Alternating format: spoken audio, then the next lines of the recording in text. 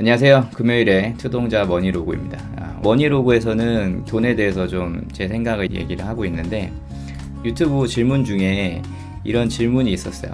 현금 1억이 있는데 이거를 계속 굴리려고 하고 싶다. 근데 정기 예금을 들까? 다월 매일 적금을 들까요? 파킹 통장을 넣고 적금을 들까요? 어떻게 해야 될지 모르겠다. 이런 얘기를 해가지고 오늘은 조금 포트폴리오에 대해서 좀 간단하게 얘기하는 시간을 가져볼까 해요. 지금 내가 1억이 있다면 어디다 투자를 할까? 이거에 대해서 한번 생각해 보겠습니다. 시작할게요.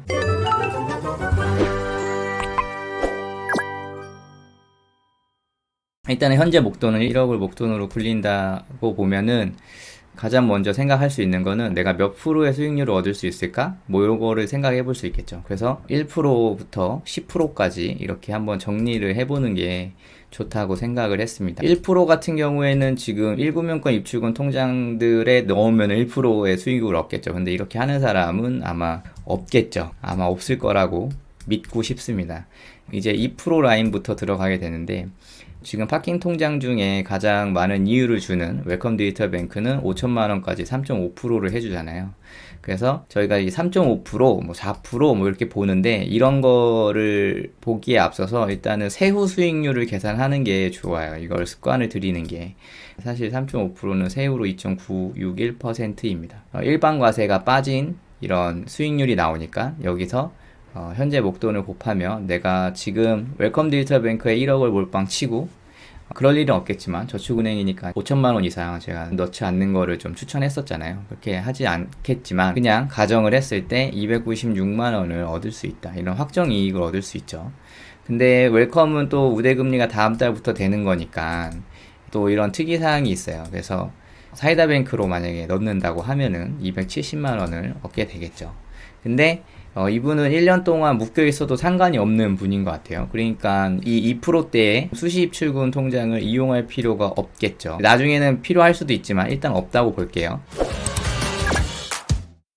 3%대로 넘어가면은 1금융권 두 개의 은행이 있죠. 1금융권의 신한은행과 우리은행. 그래서 솔편한 예금이나 원 플러스 예금을 들면 4.55%, 세후 수익률은 3.8%에서 380만 원까지 1년간 얻을 수 있어요. 얻을 수 있는데, 제가 이거를 정리하다가 우연치 않게 KB저축은행의 저축예금을 발견을 했어요. 그래서 이걸 잠깐 보시면은, 일단 가입 대상 누구나 가능하고 100만원 이상 가입 금액인데 이율이 5%예요. 5%.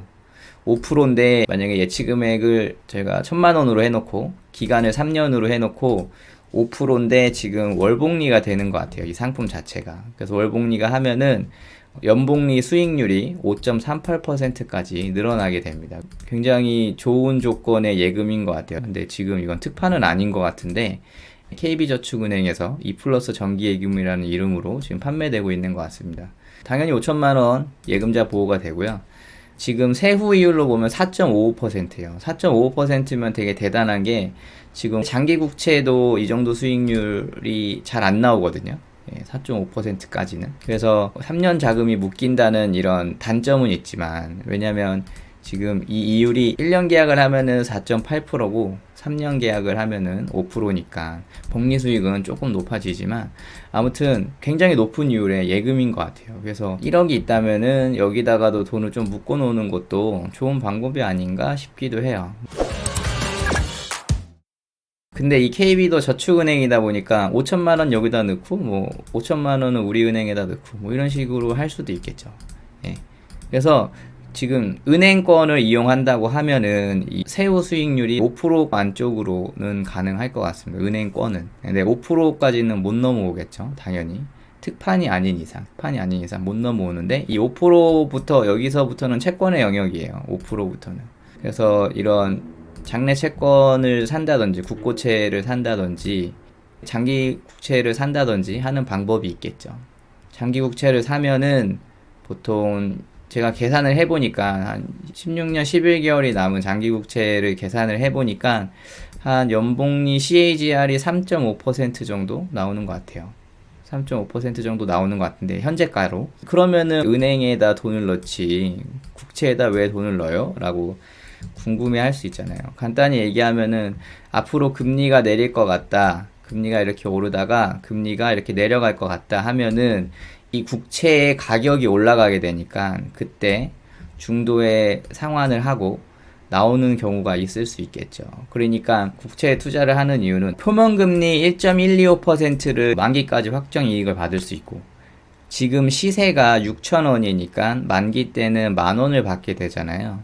그래서 만기 때 투자 수익을 얻을 수 있는 거죠. 근데 지금 이게 19년도에 발행된 20년물인데 20년 동안 만약에 이런 금리가 계속 멈춰져 있다면 지금부터 금리가 이렇게 떨어질 수도 있지만 안 떨어질 수도 있잖아요. 그건 아무도 모르는 거예요.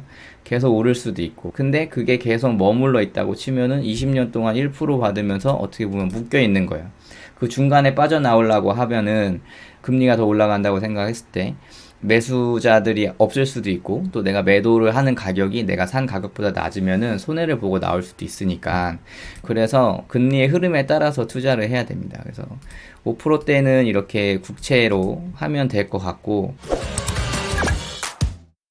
그러니까 6, 7%는 자산 배분 같은 거를 해야지 얻을 수 있을 거예요. 뭐 저 같은 경우에는 이렇게 자산 배분하고 있는데, 이건 제가 그냥 연금저축 계좌에 있는 1년에 400만 원만 넣는 그런 계좌인데 지금 마이너스 10%예요. 마이너스 10%. 매입 총액이 2,500만 원인데 총 자산 가치는 2,290만 원입니다. 그래서 마이너스 10%인데 이번 연도에 엄청 많이 깨졌죠. 이 30년물 미국채 때문에 또 깨지고 리츠도 마이너스 25%를 지금 찍고 있어요. 근데 별로 걱정은 안 하는 게, 이런 자산 배분 언젠가는 제 자리를 찾을 거라고 믿고 있으니까 별로 걱정은 안 하는데, 뭐 요런 거를 통하면은 한 6, 7% 정도의 수익률은 얻을 수 있지 않나? 장기전으로 봤을 때. 예, 그렇게 생각을 하고 있죠. 그 다음에 이제 8, 90%는 이제 뭐 동적 자산 매분한다든지 아니면 주식으로 넘어가야겠죠. 그래서 이런 거를 뭐 이런 질문에 제가 짧은 답을 이제 해드리기가 엄청 힘들죠. 힘든데 어쨌든 한 번은 이야기를 했어야 되는 부분이고, 아까 얘기했던 이런 KB2 플러스 저축예금은 아쉽게도 전용 계좌가 아니에요. 그래서 20일 제한에 잡혀 있는 사람은 만들지 못합니다. 만들지 못하는데 저도 20일 풀리면은 만들려고 해요. 예, 이율이 너무 좋아서. 이율이 너무 좋고, 만약에 1억 정도 있으면은 뭐 여기다가 사실 50% 박아 놓고, 그 다음에 자금이 묶이지 않는 입출금 통장에다가 이렇게 넣어 놓고서 여기서 계속 뭐 장기채를 태운다든지 뭐 그런 방법을 구사해 볼 수 있겠죠.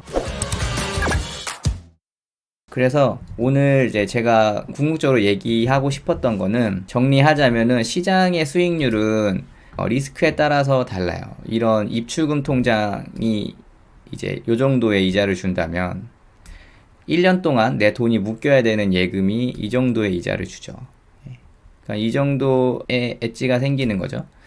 그리고 나서 이런 저축은행이라는 리스크를 또 지게 되면 또 요 정도 또 조금 올라가게 되는 거고, 그 다음에 이런 은행권을 벗어나서 어음이나 채권을 하면은 또 이 정도, 또 요 정도의 엣지를 얻게 되고, 또 자산 배분이나 아니면 뭐 그런 주식을 하게 되면 이렇게 되는 거고, 또 거기서도 개별주를 하면 이 정도 얻는 거고, 개별주 중에서도 소형주를 하면 이렇게 얻는 거고, 소형주 중에서도 레버리지를 하면 또 이렇게 얻는 거고. 그러니까 제가 지고 있는 그런 리스크가 조금씩 커질수록 이렇게 엣지가 생기게 됩니다. 그래서 딱 지금 1억이 있는데 내가 뭘 사야 되지? 나는 수익 높은 걸 할 거야 라고 하면은 지금 내가 리스크를 짊어질 수 있는 그런 책임을 져야겠죠. 근데 그런 게 아니라 난 정말 안전한 거 너무너무 좋아 라고 생각을 하면 뭐 2급 안에서 해결을 해야 되는 거고, 그리고 1억을 정말 내가 뭐 10년 동안 안 쓸 건지 20년 동안 안 쓸 건지 5년 동안 안 쓸 건지 뭐 이런 것도 생각을 해야 되고요. 그래서 단순하게 1억이 있는데 어떤 상품을 사면 됩니까? 라는 질문은 참 대답하기가 힘든 질문인 것 같아요. 이 사람이 이 돈을 갖고서 어떻게 운영을 할 생각을 하고 있는지, 목표 수익률이 얼마인지, 저는 3%만 벌어도 돼요 라고 생각하면 그냥 여기 다 넣으세요.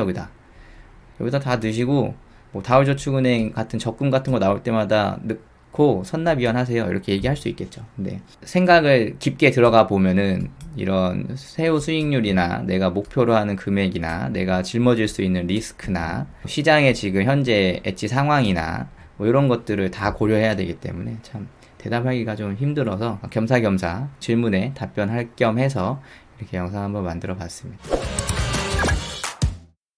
예, 그래서 오늘은 간단하게 포트폴리오에 대해서, 이거 포트폴리오도 사실은 아니죠. 뭐 은행 이용하는 거고, 뭐 국채 잠깐 얘기하고, 자산 배분 잠깐 얘기하고, 뭐 이런 거랑 사실 포트폴리오라고 얘기하기도 뭐하지만, 어찌됐건, 투동자는 목돈을 굴려야 되는 입장이니까, 그런 거를 좀 알아야 된다고 생각을 해서 한번 이야기를 해봤습니다. 네, 오늘은 여기까지 할게요. 영상이 도움이 되셨다면 좋아요, 구독하기, 알림 설정 부탁드리겠습니다. 감사합니다.